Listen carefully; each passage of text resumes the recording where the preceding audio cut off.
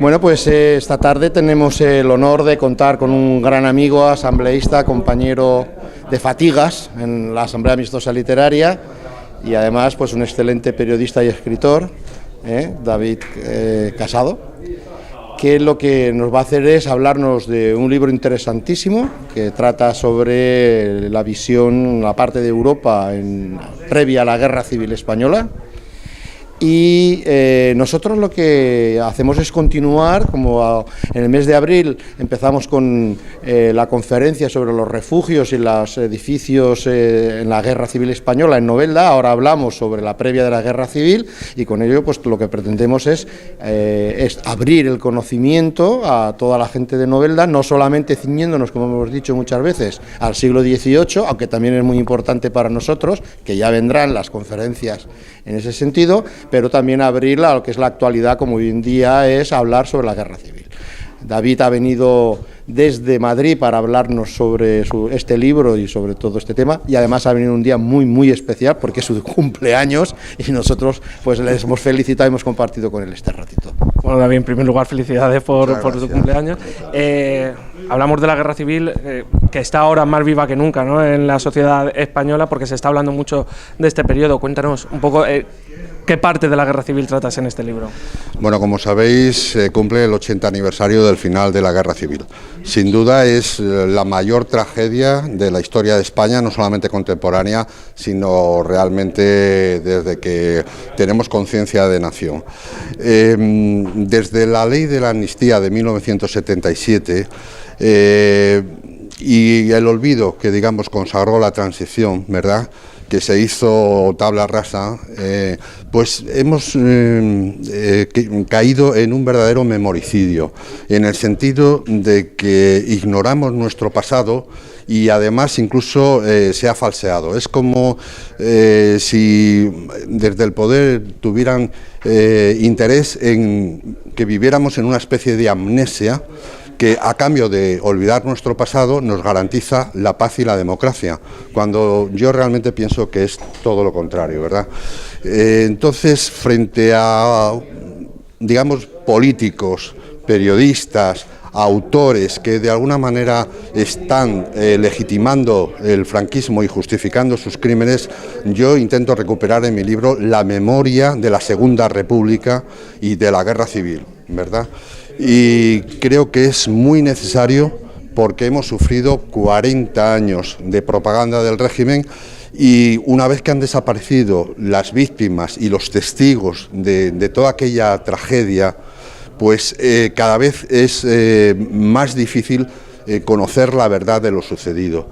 Y se ha impuesto una postura equidistante, ¿verdad?, y profundamente injusta sobre aquel conflicto, sobre la propia República y no digamos ya la posguerra, ¿no? Hasta el propio Papa se lo decía a Jordi Évole hace unas semanas, que una nación no puede seguir adelante si tiene a sus muertos enterrados en las cunetas. Bueno, eso es una historia muy trágica porque efectivamente los vencedores arrinconaron en la cuneta de la historia a los vencidos, y mientras que se ponderaba a las víctimas del bando vencedor, de los sublevados, pues nadie reivindicaba el papel o la memoria de los vencidos. Y es un país cojo porque se trata de una guerra civil, y en una guerra civil las víctimas nos tocan muy de cerca. La guerra civil, por desgracia, dividió a familias, dividió a esposos, dividió a padres e hijos. Fue verdaderamente una tragedia y el inicio de un holocausto de proporciones enormes. Se nos ha olvidado que después de la guerra España, toda ella fue un gran campo de concentración. Cuando tú piensas en campos de concentración, estás pensando en los campos nazis, ¿verdad?, con los hornos de gas y los crematorios, ¿verdad? Aquí no llegamos a eso, pero en todo lo demás el sufrimiento, la humillación no fue menor. Es igual que los gulags soviéticos, aunque no hubiera, digamos, esas condiciones terribles del nazismo, aquí se sufrió igual y además durante mucho tiempo. Vicente, este tipo de conferencias abren un poco el campo de la Asamblea Amistosa Literaria, que no solamente se centra en la época de Jorge Juan y de la Ilustración, sino que se abre a muchos otros periodos históricos que también son importantes para la gente de Novelda que pueda disfrutar de este tipo de conferencias. Sí, claro, todo lo que nosotros hacemos es abrir nuestra sede, como venimos diciendo desde hace mucho tiempo, a aquellas personas que tengan algo que contar, que sea interesante, y a diferentes puntos de vista, para que todas las personas puedan crearse un criterio propio escuchando diferentes opiniones sobre unas situaciones que se hayan podido dar en la historia. Podemos hablar del siglo XVIII, podemos hablar del siglo XIII, que hablaremos, del siglo XIV, podemos hablar de literatura en el siglo XVIII, hablaremos de música y ahora hablamos de la historia reciente de España. Esto, al fin y al cabo, lo único que hace es difundir lo que son ideas y pensamientos que antes se hacían en las tertulias o antes se compartían de otro modo y que ahora pues es cada vez más difícil. Entonces, nosotros queremos actuar como ese vehículo, como un vehículo difusor y que sea un altavoz para que todos aquellos que tengan que contar algo que sea interesante y evidentemente pues que no sea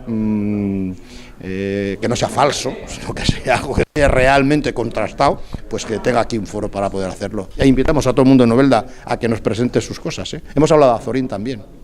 David, este libro está abierto para cualquier tipo de persona, no tiene por qué ser una persona que esté muy interesada en la guerra civil o que sepa mucho de este conflicto, sino que lo puede leer cualquier persona, o está dirigido a un público más experto. Bueno, yo, además de miembro de la Asamblea Amistosa Literaria, que para mí es un honor, soy también miembro del colectivo Divulgadores de la Historia, y toda mi producción como autor está centrada en la divulgación de la historia.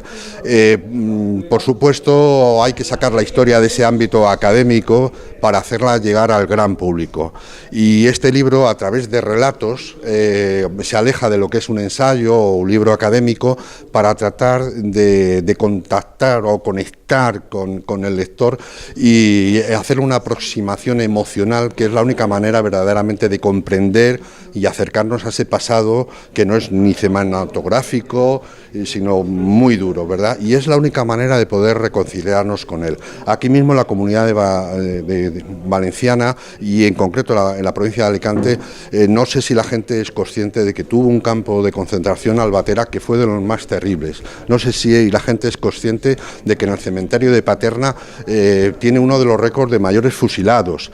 No sé si la gente, supongo que sí, sabe que de Monóvar partió el presidente Juan Negrín al exilio. No sé si se acuerdan de que la gente que esperaba a los buques que los iban a salvar o rescatar en el puerto de Alicante se suicidaba o se tiraba a las aguas de la Dársena desesperados.